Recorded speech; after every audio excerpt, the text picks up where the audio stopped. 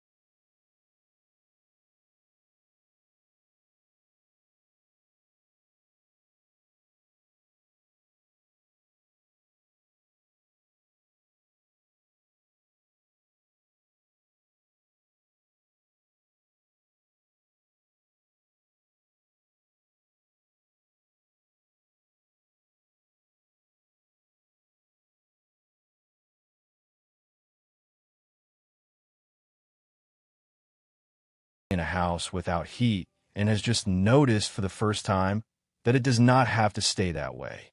In the morning, she had made coffee before I was awake. She left the cup on the counter with a folded note that said thank you for the couch in her clear, deliberate handwriting. In the corner, she had drawn a small storm cloud, precise, a little funny, entirely characteristic of a woman who communicated in detail. I put the note in my kitchen drawer. I kept it there for months. That is the part that told me something. Not that I kept it, that I knew immediately I was going to, and did not question it. And every time I opened that drawer in the weeks after felt something I was not yet ready to name. 3 weeks later, I came home to a car I did not recognize in front of the Whitmore. Dork see it done. Expensive. The kind of car that announces that its owner is accustomed to arriving somewhere and having that arrival matter. And standing in a courtyard, speaking to Mira with the easy familiarity of a man who knew exactly where her attention lived, was someone I had never seen before. Tall. The kind of confidence that has been worn long enough to feel like personality rather than performance.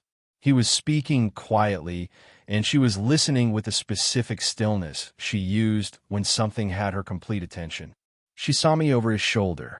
Something moved across her face. Not guilt and not welcome, but something more complicated and harder to read than either. Something that looked, from where I was standing, like a woman seeing two parts of her life occupy the same space for the first time. The man turned. He smiled before he said anything. That should have told me everything I needed to know. You must be the neighbor, he said. And the thought that arrived in me, before anything else, before any reasonable response, was not a question about who he was. It was, Who told you there was a neighbor to be? His name was Garrett Finch. He stayed in Savannah for 7 days. I know the exact number because I tracked it in the way you track things you are not yet willing to admit you are tracking. Not with intention, not with any declared purpose, but with the quiet, constant attention of a man who has found something he is afraid of losing before he has even fully acknowledged that he found it. From what I could observe, and from the small pieces Mira offered without my asking, he had been her colleague in Atlanta, a senior partner at the mediation firm where she had spent 4 years building something significant. And from the texture of the way they existed near each other, the history in it, the ease that was not entirely comfortable, the way his hand moved instinctively to the small of her back when he held the building's front door, he had been something more than a colleague. She did not volunteer this. I did not ask. We had not yet reached the kind of honesty where that question could be asked without costing something I had not yet accumulated the right to spend. What I did instead was what men who are trying not to feel something tend to do. I became more present, more deliberate. I found practical reasons to be in spaces where they were. I brought her coffee one morning with the explanation that I had made too much, which was technically true in the way that things are technically true when they are also calculated. I was not hostile to Garrett Finch. I was something more controlled and more dishonest than hostile. I was watchful, and I was careful, and I was operating entirely from feeling I refused to examine, because examining it would require me to admit how far I had already gone without any right to go there. I want to ask you something before you judge me for that. Have you ever felt something real for someone and become slightly worse than yourself in the process of not knowing what to do with it? Stay with me, because what I was feeling was genuine, and what I was not yet seeing, what none of us were seeing clearly yet, was that Garrett Finch had not come to Savannah for Myra's affection. He had come for something he believed she had taken from him. She came to my door on the 5th evening of his visit, later than she usually knocked, nearly 11, the kind of hour that announces itself as serious. She knocked quietly, the kind of knock that does not want to be overheard. And when I opened the door, she was standing in the hallway with her coat still on and her jaw set in the controlled way I had learned meant she was holding something together that wanted to come apart. "Can I come in?" she said. "Yes," I said, without hesitation. She sat on the couch. Not the kitchen table where we usually talked. The couch, where she had slept the night of the storm. I noticed that without saying so. I noticed everything in those months with the particular attention of a man who has stopped fully trusting his own interpretations and is gathering data to compensate. She looked at her hands for a moment, then at me. "I need to tell you something," she said. "Not because you have asked, because you have been." She paused, looking for the right word and not settling for the wrong one. "Present, in a way that tells me you have noticed something is happening. And I would rather you know the actual thing than the version you might be quietly constructing." "Okay," I said, and I meant it without condition. She told me the Atlanta situation in the sequential, careful way she explained things that were difficult, building the foundation before placing the weight, making sure I understood what I was being given before she gave me the part that was heavy. She had been a senior mediator at a firm called Finch Calloway, Garrett's firm. She had spent 4 years there building a case portfolio that had become, by her final year, the backbone of the firm's significant revenue. There had been a period in the middle of that, 18 months, when the professional relationship had moved into something personal. When it ended, the decision had been hers.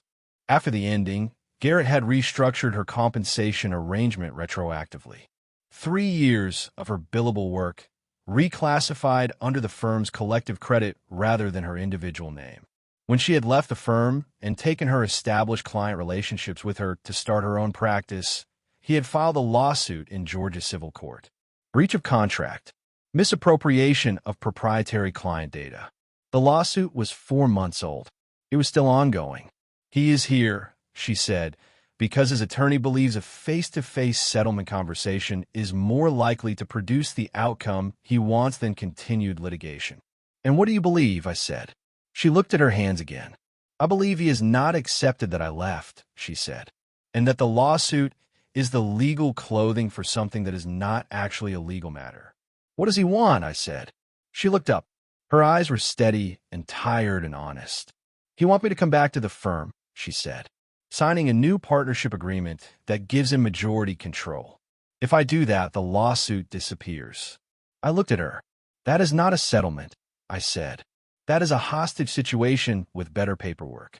Something moved across her face, surprise, and then behind the surprise, something warmer, the look of a person who has been managing something alone for a very long time and has just had someone else see it the same way they see it. Yes, she said quietly. That is exactly what it is. I sat across from her in my living room at 11 at night and felt the full, inconvenient, honest truth of what I felt for this woman arrive in my chest with the weight of something that has been held back past the point where holding it back is comfortable. I did not say it, but I stopped pretending it was not there. You should have told me this sooner, I said. You are my neighbor, she said. You are not obligated to. Mira, I said. She stopped. I'm not talking about obligation, I said. She held my gaze for a long moment. Outside, the November cold had settled over the courtyard. The building was quiet around us in the way that old buildings are quiet.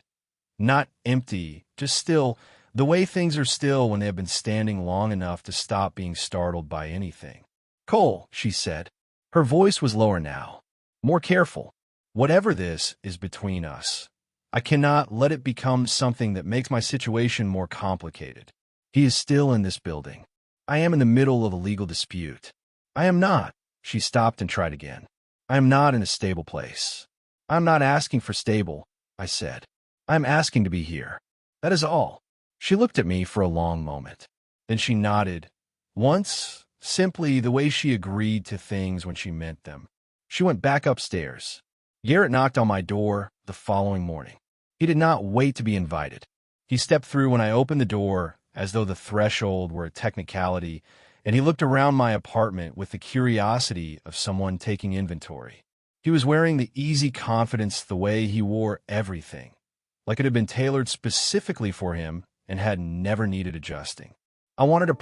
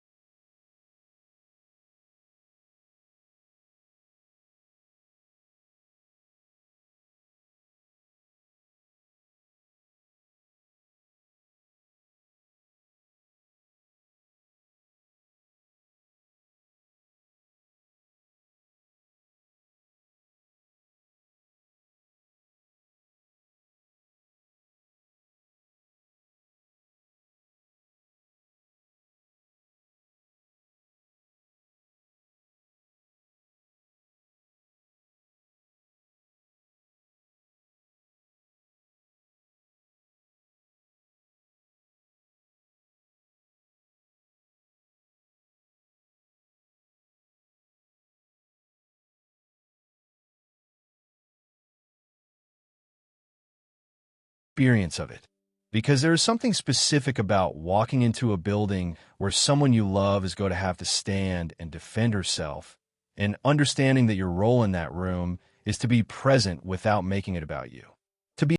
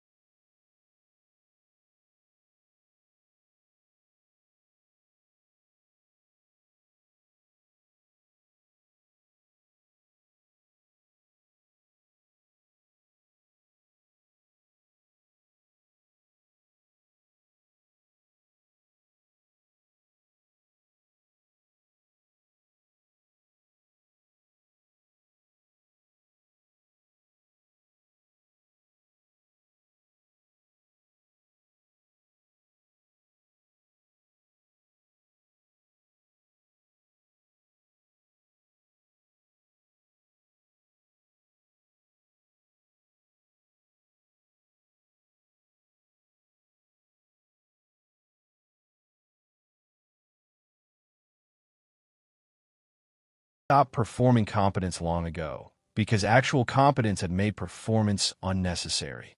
She laid out the attribution record for Myra's 4 years at Finch Calloway. The client origination documentation. The email chain from 18 months ago, in which Garrett had first proposed the compensation reclassification and Myra had objected, in writing, in language that had been carefully preserved. Then she presented the non-compete clause and what Hugh had found inside Garrett's own firm records, a pattern.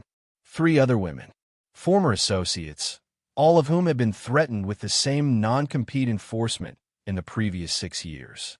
None of it had been applied to departing male partners. All 3 women had eventually settled. 2 of them had left the mediation field entirely.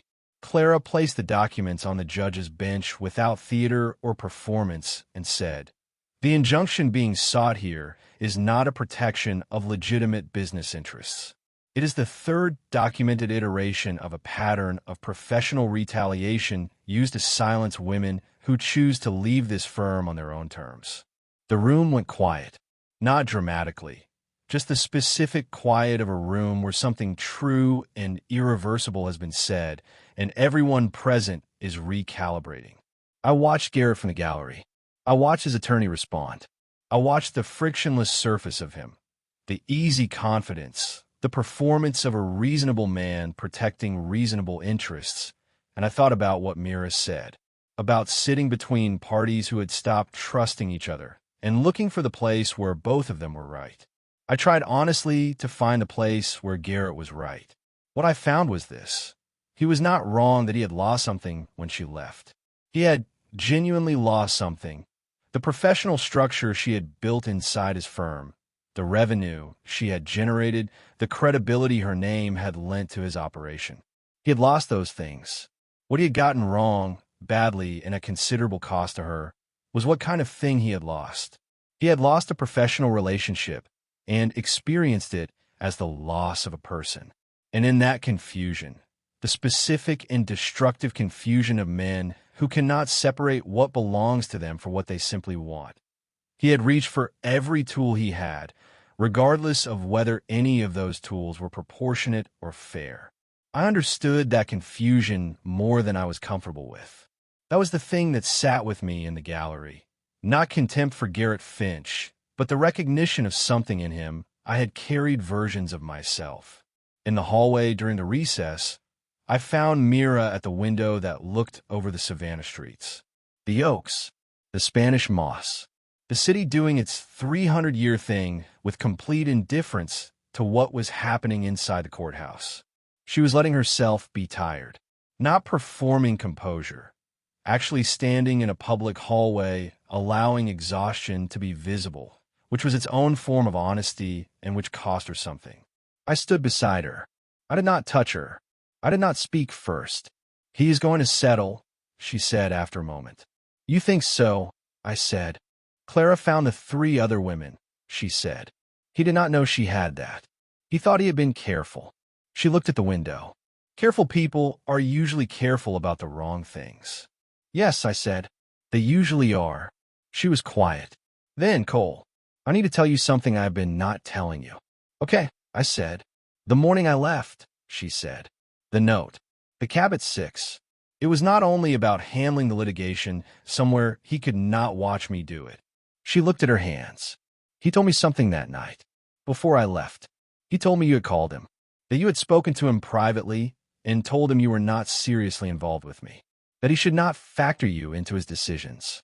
I was very still. "He told you I called him?" I said. "Yes." "I did not call him," I said. "He came to my door without an invitation. I told him nothing of the kind." She looked at me, the direct eyes, not accusing, looking for the true thing, the way she always looked for the true thing. "I believed him for about 6 hours," she said. "And then I thought about who you actually are, how you actually are. And I stopped believing him and I started asking different questions." A pause. "But I had already left, and I did not know how to come back and tell you that I had almost believed the wrong thing about you." I stood in the courthouse hallway in Savannah in December with that. The fabricated doubt, the manufactured departure, the weeks she had spent in Atlanta carrying something that had almost not brought her back. A man had told a lie precise enough and cold enough to use her trust against her, and it had almost worked. Not because she was naive, but because she was human, and because she was already carrying enough that one more weight had nearly been the one that tipped the balance. "He is very good," I said. "Yes," she said. "He is." "But you came back," I said. "Yes," she said. Simply, "I came back." I covered her hand with mine where it rested on the window ledge. She turned her hand over and held it. Not dramatically, just the honest, uncomplicated fact of 2 people in a hallway choosing to stand together. The judge called the room back to order. We went back in. The settlement arrived on a Thursday afternoon. Garrett's attorney submitted the terms at 2:30, and Clara reviewed them in a conference room adjoining the courtroom with the focused efficiency of someone who had expected this outcome and had spent the previous 2 weeks preparing for it. The terms were real. The compensation reclassification was reversed. The non-compete injunction was withdrawn entirely. Her client attribution was restored to her individual professional record. The lawsuit was dismissed with prejudice, which in legal language means it cannot be refiled on the same grounds, which in human language means it is over and it cannot be undone. Garrett kept one thing: a confidentiality clause covering the specific financial terms of the compensation restoration, not the existence of the dispute, not the pattern documentation, which remained in the public court record where Clara had deliberately placed it. The 3 other women's stories stayed where anyone could find them. Their attorneys had been notified before the settlement was signed. Mira held the pen for a moment before she wrote her name. She looked at the document with the expression of someone who is about to put down something that has been very heavy for a very long time and is not yet sure what their hands will feel like without the weight of it. Then she signed. She set the pen down. She sat very still in the conference room chair. Clara said, "It is over." Mira nodded. She looked at the window. Then she looked at me, where I was standing near the door, in the room, not being the room, which had been the hardest sustained effort of the last several months. And she said two words that were not dramatic and were not decorated and were exactly right. "Let's go home." The drive back to the Whitmore was the specific kind of quiet that comes when something that has been under pressure for a long time finally, fully releases. Not empty quiet, full quiet. The kind that has weight but not tension, presence but not urgency. The Savannah December moved past the car windows. Live oaks strung with Christmas lights the neighborhood had put up, the wet stones of the streets catching the late afternoon light and giving it back in pieces. She was looking out the window. "What are you thinking?" I said. She was quiet for a moment. "I'm thinking about the three other women," she said. "About the fact that I almost did not fight this. I almost took the first offer and signed his agreement and gone back, because fighting felt like more than I had left." She turned from the window and looked at me. "I did not. Partly because of you." "I did not do anything," I said. "You did not tell me to make it stop," she said. Every other person in my life, at some point, in some way, suggested that the cost of continuing was not worth the outcome, that I should find the easiest exit and take it. She held my gaze. "You never said that." "I will not say that," I said. "I know," she said. "That is the part one I'm telling you about." We got back to the Whitmore in the early evening. The courtyard was dim and cold, the oaks holding their Spanish moss in the December air, the lights in the building's windows making the old house look the way it always looked from the outside. Warm, like it had been holding warmth for a long time and had gotten good at it. We stood in the courtyard before going in, not for any declared reason, just because neither of us moved right away. And sometimes that is its own kind of honesty. "Cole," she said.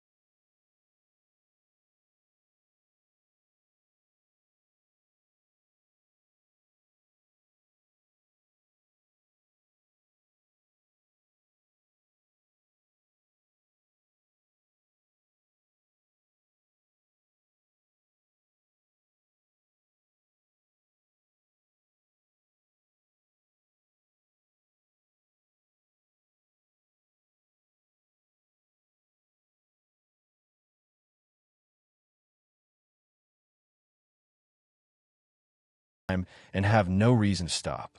The building was warm. The courtyard was still. And inside apartment 1, at a kitchen table in December, two people who had come to each other through a joke that was not a joke, and a storm that did not pass, and a doubt that was planted, and a note with a storm cloud that was kept in a drawer for months.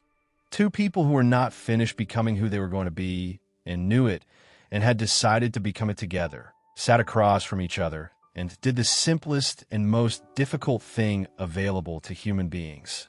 They were honest, not the selected version, the whole one, and that, it turned out, was more than enough to start with.